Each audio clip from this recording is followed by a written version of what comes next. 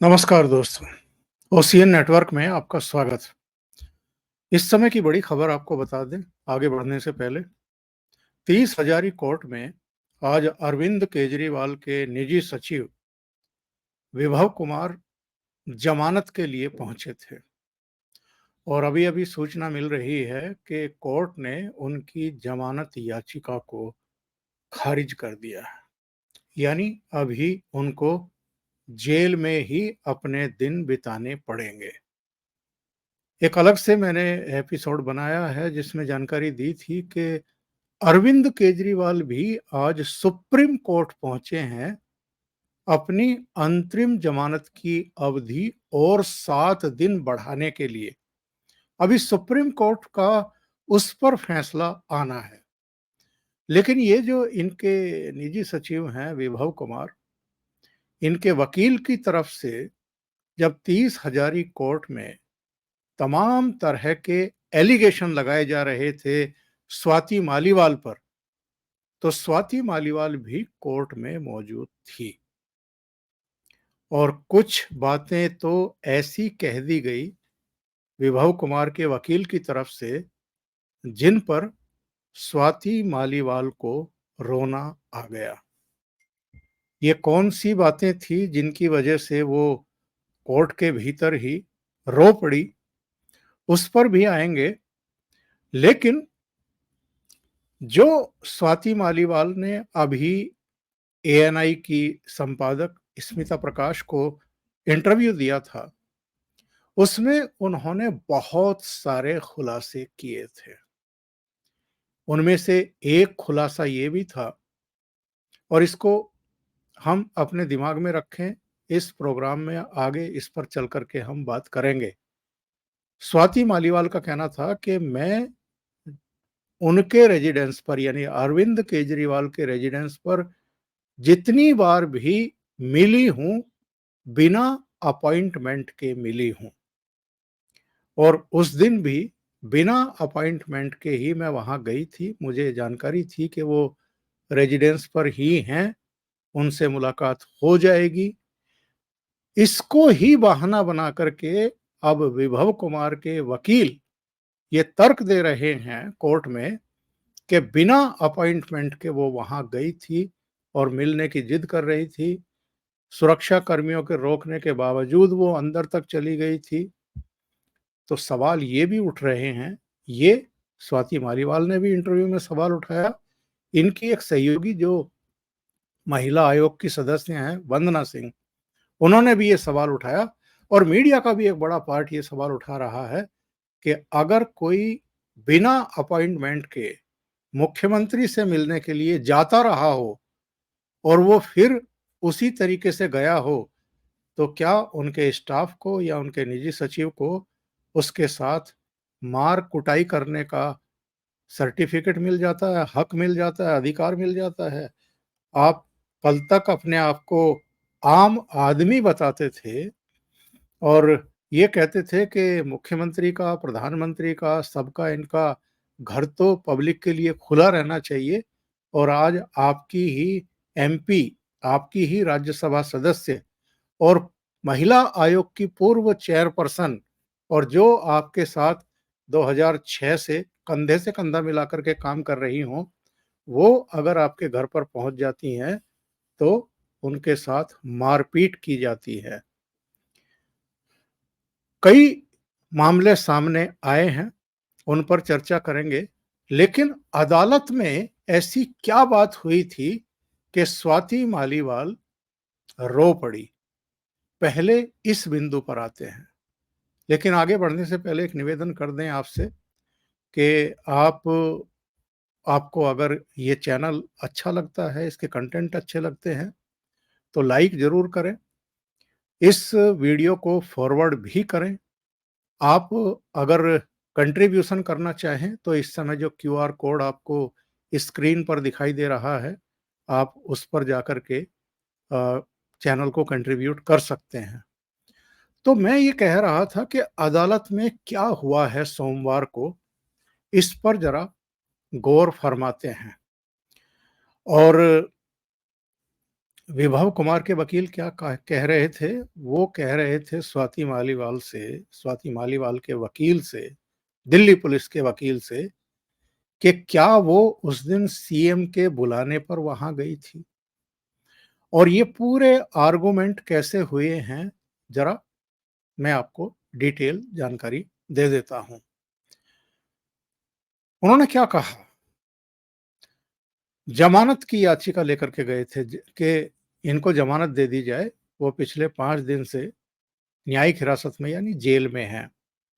तो इन्होंने कहा, विभव कुमार के वकील ने, कि आप सांसद स्वाति मालीवाल डीसीडब्ल्यू की प्रमुख थी, महिला आयोग की प्रमुख थी। उन्हें अपने अधिकारों के बारे में अच्छी तरह से पता था। यदि उनके अधिकारों का उल्लंघन हुआ है तो तुरंत उन्हें शिकायत करनी चाहिए थी पुलिस में। 3 दिन की देरी से वो पुलिस में क्यों गई? बहुत सोच विचार के बाद ऐसा किया गया। दूसरी बात उन्होंने क्या कही कोर्ट में? उन्होंने कहा कि स्वाति का कहना है कि विभव ने उन्हें कई थप्पड़ मारे, 7-8 बार थप्पड़ मारे। स्वाति मालीवाल का कहना है कि विभव उनसे कहते हैं, "तू कैसे हमारी बात नहीं मानेगी?" मैं पूछती हूँ, कौन सी बात? कौन सी बात नहीं मानेगी? क्या बात थी? ये वकील ने वहां पर कहा। तीसरी बात उन्होंने कही कि आइए 1 मिनट के लिए स्वाति जी जो कहती हैं उसे सच मान लें। अगर ऐसा है भी तो आईपीसी की धारा 308 क्यों लगाई गई है? और अपराध करने का मकसद क्या था? उस जगह को देखो जहां घटना हो रही है, वहां बहुत सारे लोग हैं, प्रोटोकॉल अधिकारी वहां है, सुरक्षा अधिकारी वहां है। हर कोई जानता है कि स्वाति मालीवाल ने विभव कुमार को फोन किया था। मेडिकल जांच एक ही दिन नहीं हुई, एम्स में 3-4 दिन के अंतराल पर हुई। मैंने आज तक 40 साल की वकालत में इस तारीख का 308 का केस नहीं देखा, और ऐसा मामला दिल्ली पुलिस को कभी बनाते हुए नहीं देखा। उन्होंने ये भी कहा कि इसके अलावा स्वाति मालीवाल को दिल्ली सरकार के किसी भी अस्पताल में नहीं ले जाया जाता है। इसलिए कई दिल्ली के सरकार के अस्पताल हैं, अस्पताल नजदीक भी है, लेकिन मालीवाल को एम्स ले जाया गया। स्वाति के बयानों पर विश्वास करने पर भी निवस्त्र करने के इरादे का अपराध भी नहीं बनता। उन्हें निवस्त्र करने का कोई इरादा विभव कुमार का या किसी का था भी नहीं। एकमात्र इरादा उन्हें सीएम के आवास में प्रवेश करने से रोकना था। उन्होंने शर्ट नहीं बल्कि कुर्ती पहनी हुई है। उनके बाल उलझे हुए नहीं हैं। मारपीट की कोई घटना नहीं घटी है। लगाए गए आरोपों से ये नहीं लगता कि उसे निवस्त्र करने का इरादा था। बस इतना ही देखा जा सकता है कि मारपीट के दौरान शर्ट फट गई है। ये एक आकस्मिक स्थिति है जो घटित हुई है। यहाँ तक कि वीडियो में उन्होंने जो कुर्ती पहनी हुई है उसको ये शर्ट बता रही हैं। कुर्ती जीन्स में नहीं डाली गई है और कुछ भी फटा हुआ नहीं है। वो जो आरोप लगा रही हैं उसे दिखाने के लिए इनके पास कुछ भी नहीं है। यानी बटन टूट गए, कुर्ती ऊपर खिसक गई। तो वकील का कहना है कि ये खेदजनक स्थिति है। जिस दिन घटना होती है उस दिन आप शिकायत नहीं करती। 3 दिन के बाद आप एम्स में एमएलसी कराती हैं, अगल-बगल के अस्पताल नहीं जाती हैं। कहानी के अनुरूप सब कुछ पूर्व नियोजित लगता है। ये तर्क दिए गए विभव कुमार के वकील की तरफ से। दिल्ली पुलिस के वकील ने क्या कहा? उन्होंने कहा कि आप बिना किसी उकसावे के अकेली महिला को पीट रहे थे, उसे घसीट रहे थे। तो ये पूछा वकील ने कि मैं आपसे एक प्रश्न पूछता हूं, क्या ये जो मार कुटाई की गई वहां पर, इससे क्या उनकी मृत्यु भी नहीं हो सकती थी? जिस तरीके से उनको मारा-पीटा जा रहा था, वो चीख-चिल्ला रही थी और कोई उनको छुड़ाने भी नहीं आ रहा था। आप महिला को ऐसे पीट रहे थे कि उनके बटन खुल गए और उनका उनकी जो कुर्ती थी, उनकी जो शर्ट थी, वो उनके शरीर से हट गई, ऊपर चली गई। यहाँ इरादे की जो असलियत है, उसकी पैमाइश करने की आवश्यकता नहीं है। आप जो कर रहे हैं, वो एक महिला का अपमान है और इसे इसी तरीके से देखा जाना चाहिए। बल्कि यहाँ 354 जो जोड़ा नहीं गया है, वो भी और इसमें जोड़ा जाना चाहिए। आरोपी का कहना है कि वो विभव की छवि खराब करने के लिए पूर्व नियोजित मन से वहां गई थी। वो मौजूदा सांसद हैं। वो महिला आयोग की अध्यक्ष रही हैं। जिसके घर पर वो गई, वो उनकी पार्टी के प्रमुख हैं और उन्होंने इनको सार्वजनिक तौर पर, सार्वजनिक समारोह में लेडी सिंघम तक बताया हुआ है। अब वो कह रहे हैं कि वो बदनाम करने के लिए गई थी। कौन है ये? वो अस्थाई सरकारी सेवक नहीं है, यानी विभव कुमार। उसे पहले ही बर्खास्त किया जा चुका है निजी सचिव के पद से। सवाल ये है कि वो कितना प्रभावशाली आदमी है, इसी से पता चल जाता है कि उसको बर्खास्त किया जा चुका और फिर भी वो मुख्यमंत्री आवास पर भी है, उनकी सुरक्षा का भी जिम्मा अपने कंधे पर उठाए हुए है और मेंबर ऑफ पार्लियामेंट के साथ मारपीट कर रहा है, जो एक महिला भी है। और अभी भी उसकी इतनी धमक है, इसकी इतनी पावर है, बर्खास्त किए जाने के बावजूद, कि वो ये तय कर रहा है कि आम आदमी पार्टी का सीनियर से सीनियर नेता कौन मुख्यमंत्री से मिलेगा और कौन मुख्यमंत्री से नहीं मिलेगा। यानी सबको विभव कुमार की इजाजत की जरूरत है। दूसरा, उन्होंने ये भी कहा कि विभव ने स्वाति को ये क्यों नहीं बताया कि उसे नौकरी से हटा दिया गया है। एक व्यक्ति जिसे वहां रहने का अधिकार नहीं है, वो कह रहा है कि तुमने मालीवाल को आने कैसे दिया, सुरक्षा कर्मियों से कह रहा है।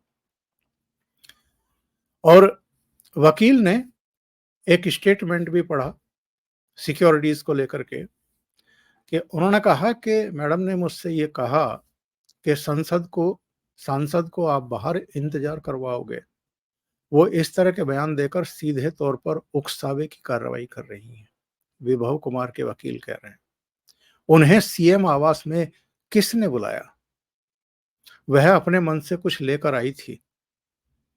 उसने आने से पहले पूर्व निर्धारित विचार रखे थे, यानी पूर्वाग्रह से ग्रस्त थी, कोई योजना बना करके वो वहां पर आई थी। और वो सिक्योरिटी वालों से बार-बार पूछ रही थी कि क्या उन्होंने विभव कुमार से बात की, जब सिक्योरिटी वाले उनको बाहर दरवाजे पर रोक रहे थे। मालीवाल बार-बार विभव को बुलाने की मांग कर रही थी और किस लिए वो उनको बुला रही थी और किसने उनको सीएम आवास पर बुलाया था। वो जबरन अंदर घुस रही थी और ड्राइंग रूम तक चली गई, अंदर तक चली गई, जहां उनका परिवार नाश्ता कर रहा था चीफ मिनिस्टर का। तो उन्होंने कहा कि ये अतिक्रमण है और प्राथमिकी जो है वो, उसमें भी कुछ गलत धाराएं जोड़ी गई हैं। ये कैसी जांच है? अच्छा, जो विभव का वकील है, उन्होंने कहा कि साहब,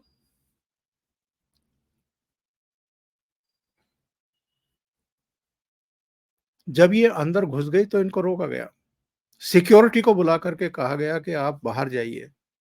सिक्योरिटी पर्सन के साथ भी इन्होंने बहसबाजी की और कहा कि आपकी नौकरी छीन लेंगी, इस तरह की बातें कही और विभव कुमार के बारे में भी कुछ अपशब्द कहे। और ये सारी जब बातें हो रही थी कि ये बिना परमिशन के आई, जबरन घुस गई, उसी समय स्वाति मालीवाल फूट पड़ी और रो पड़ी, क्योंकि ऐसा उन्होंने सोचा ही नहीं था कि एक तरफ तो मुख्यमंत्री आवास में जो उन्होंने इंटरव्यू में भी कहा था स्मिता प्रकाश के साथ कि मेरा चीरहरण किया गया था, और अब उस घटना के बाद से जब से मैंने एफआईआर दर्ज कराई है, मेरा चरित्र हनन भी किया जा रहा है। ना केवल मुख्यमंत्री के आसपास के लोग, यानी आतिशी मार लेना, सौरभ भारद्वाज, दूसरे तमाम इनके प्रवक्ता, वो उनके खिलाफ बयानबाजी कर रहे हैं, तमाम तरह के सवाल उठा रहे हैं, बल्कि जो इकोसिस्टम है दिल्ली का, और देश के भीतर भी और देश के बाहर भी, ध्रुव राठी का भी आप इसमें नाम जोड़ सकते हैं अब। और ध्रुव राठी के वीडियो के बाद से स्वाति मालीवाल ने खुद ट्वीट करके बताया है कि जब से ये वीडियो आया है, वो किसके इशारे पर बनाया गया है, क्यों बनाया गया है, किस तरह की बातें जो हैं वो अ, की जा रही हैं उनके बारे में, तो वो सब जो है उन्होंने सवाल खड़े करते हुए बताया है कि अब तो उन्हें रेप तक की धमकी दी जा रही है, जान से मारने की धमकी दी जा रही है। यानी पूरा इकोसिस्टम इस मारपीट पर न केवल चुप था, बल्कि अब स्वाति मालीवाल का ही चरित्र हनन करने पर उतारू है। और ये भी एक सवाल खड़ा हुआ था कि साहब, जो उन्होंने इंटरव्यू में सवाल खड़ा किया था कि भाई मेरे साथ मारपीट हो रही थी, मैं चीख चिल्ला रही थी, घर से मुझे बचाने के लिए कोई नहीं निकला। ना चीफ मिनिस्टर निकले अरविंद केजरीवाल, ना उनकी पत्नी, ना उनके माता-पिता, जबकि ये सब वहीं थे और मेरी आवाज़ें भी सुन ही रहे होंगे। उन्होंने ये भी सवाल खड़ा किया था इंटरव्यू में कि अरविंद केजरीवाल ना मनीष सिसोदिया की गिरफ्तारी पर, ना संजय सिंह की गिरफ्तारी पर, ना किसी सत्येंद्र जैन या दूसरे लोगों की गिरफ्तारी पर सड़क पर उतरे। अपने निजी सचिव के गिरफ्तार होने पर ये पूरी पार्टी को लेकर के, जिसमें सांसद भी थे, विधायक भी थे, मंत्री भी थे, पदाधिकारी भी थे, कारपोरेटर भी थे, सबको लेकर के सड़क पर उतर गए। इतना इम्पोर्टेंट है विभव कुमार। और उन्होंने ये भी सवाल किया था कि मैं अरविंद केजरीवाल को भी शक के दायरे से बाहर नहीं रख रही हूँ, क्योंकि वो भी मेरे चीखने चिल्लाने पर बाहर नहीं आए, छुड़ाने के लिए नहीं आए। जो ये इसका विभव कुमार का वकील था, कह रहा था कि 3 दिन बाद जो है मेडिकल कराया गया और 3 दिन तक एफआईआर दर्ज क्यों नहीं कराई गई। उसका भी विस्तृत जवाब स्वाति मालीवाल ने इंटरव्यू में दिया है कि मैं, चूँकि चुनाव का समय चल रहा है और संजय सिंह भी बीच में आ गए थे, कह रहे थे कि मुख्यमंत्री ने संज्ञान लिया है, कार्रवाई करेंगे। लेकिन जब वो विभव कुमार को ही लेकर के लखनऊ पहुँच गए, तब इन्होंने एफआईआर दर्ज कराने का और मेडिकल वगैरह कराने का फैसला किया। और मेडिकल रिपोर्ट में ये स्पष्ट हो गया कि उनको 4 जगहों पर चोटें लगी हुई हैं। अरविंद केजरीवाल ने इधर जो कुछ किया है, उसको लेकर के भी शक बढ़ता है। अरविंद केजरीवाल ने जितने इंटरव्यू दिए हैं, उनमें भी आप देखेंगे, इसके अलावा एक काम और हुआ।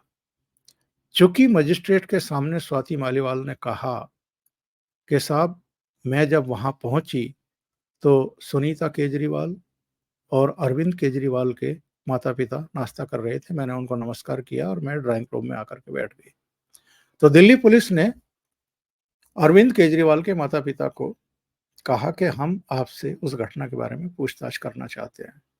तो अरविंद केजरीवाल वीडियोग्राफी करा रहे थे कि साहब, दिल्ली पुलिस आने वाली है, और माता-पिता को लेकर के, ये अपने पिताजी को लेकर के और इनकी पत्नी इनकी माताजी को लेकर के हाथ पकड़ करके बाहर लॉन तक लेकर के आ रहे हैं। मतलब एक पूरा सीन क्रिएट किया गया। और उसके बाद अरविंद केजरीवाल ने एक वीडियो बना करके प्रधानमंत्री नरेंद्र मोदी पर अटैक करने की कोशिश की कि साहब, आपकी दुश्मनी मेरे से है तो मेरे खिलाफ आप कार्रवाई करिए, मेरे माता-पिता से आप इस तरह का बिहेव क्यों करा रहे हैं दिल्ली पुलिस को भेजकर। तो जाँच पड़ताल की तरह ही होती है। और दिल्ली पुलिस प्रधानमंत्री के आदेश पर जांच कर रही है या स्वाति मालीवाल द्वारा एफआईआर दर्ज किए जाने के बाद जांच कर रही है, ये भी पब्लिक जानती है अच्छे तरीके से। मतलब कहने का ये है कि ये अभी भी फुल ड्रामा कर रहे हैं। और सबसे बड़ा सवाल जिस पर स्वाति मालीवाल को रोना आया वो ये था कि जिनके लिए उन्होंने 18-20 साल खपा दिए, वही आदमी आज उनके चरित्र हनन पर उतारू है। ये खुद ईडी के 9 समन के बाद भी ईडी के पास नहीं गए। लेकिन दिल्ली पुलिस की तरफ से एक फ़ोन आया कि साहब हम आपके माता-पिता से पूछताछ करना चाहते हैं। तो ये खुद माता-पिता का हाथ पकड़ कर के बाहर लोन तक लेकर के आ रहे हैं और वीडियोग्राफ़ी करके प्रेस को जारी कर रहे हैं, ताकि सहानुभूति मिल सके वोटिंग डे पर। और पीएम को चेतावनी दे रहे हैं। पीएम ने भी इनको और नेशनल हेराल्ड वाले मामले को लेकर के राहुल गांधी को एक चेतावनी तो दे ही दी दिल्ली की रैली में। और उन्होंने कहा कि ये चुनाव खत्म हो जाएं, नई सरकार बन जाए, उसके बाद ये शराब घोटाले को लेकर के भी और नेशनल हेराल्ड घोटाले को लेकर के भी सरकार बहुत कड़ी कार्रवाई करने जा रही है। तो ये मामला था। और स्वाति मालीवाल चूँकि कोर्ट में थी और वहाँ जिस तरह के आर्गुमेंट किए जा रहे थे वकील की तरफ से, जिस तरीके से उनके ऊपर सवाल खड़े किए जा रहे थे, उसी को लेकर के उनके सब्र का एक तरीके से बाँध टूट गया। आखिर में एक अपील आप सबसे कि आप चैनल को लाइक ज़रूर करें, वीडियो को फॉरवर्ड करें और इसके साथ-साथ अ, अगर आपको ये प्रोग्राम पसंद आ रहे हैं और आप कंट्रीब्यूट करना चाहते हैं, तो इस समय स्क्रीन पर क्यूआर कोड है, इस पर जाकर के आप कंट्रीब्यूट भी कर सकते हैं। अभी के लिए इतना ही। बहुत-बहुत धन्यवाद। नमस्कार।